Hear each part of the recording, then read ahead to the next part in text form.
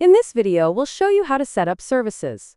On the left side, you'll find a list of existing services, where you can search for those already in the system.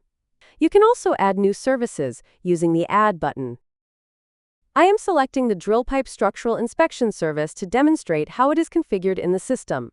Here is a unique service ID, and the service name must also be specified. When creating a service, you can assign both a service ID and a service name. Additionally, you can define the service type, service group, and subgroup using configurable drop-down lists in the drop-down setup. The delivery lead, whether a crew lead or a service engineer, is the person responsible for delivering the service. Select the job title of the delivery lead here. Next, specify how the service should be delivered, whether it requires a simple email notification or submitting delivery reports to the client. You can also define whether customer approval is needed before generating the invoice. Stage of the transaction represents the stage of the work order, and you can choose the relevant SOT metrics to track its progress.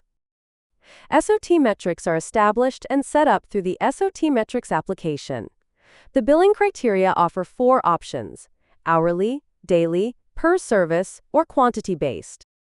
If you choose a quantity-based approach, the time needed to deliver the service and the resources required may increase based on the quality to be serviced.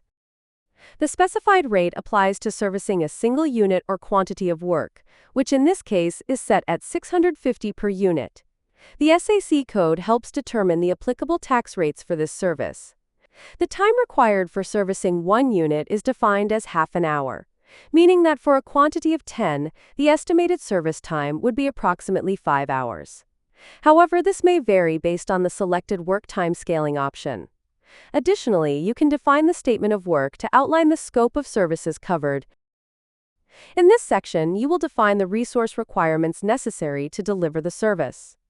Resource requirements refer to everything needed in terms of resources. There are 4 types you can specify: crew or team members, the workers responsible for delivering the service, equipment, the tools or machinery required to carry out the service, consumable materials, the materials used as part of the service delivery, vehicles. Each of these resource types plays a crucial role in ensuring the successful execution of the service. Let's open the equipment category to review its setup.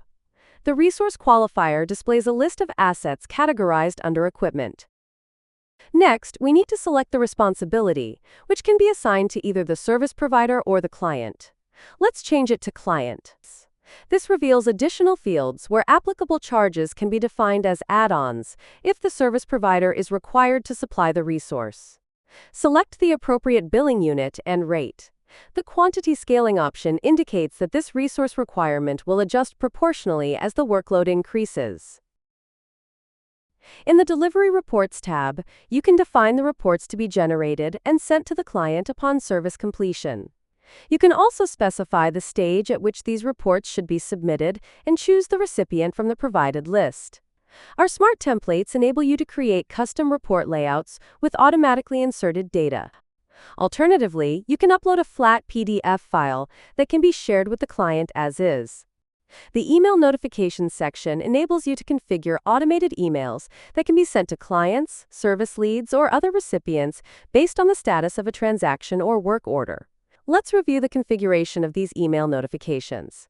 Here, you can choose the trigger point, select an email template from the list, and specify the recipient as needed.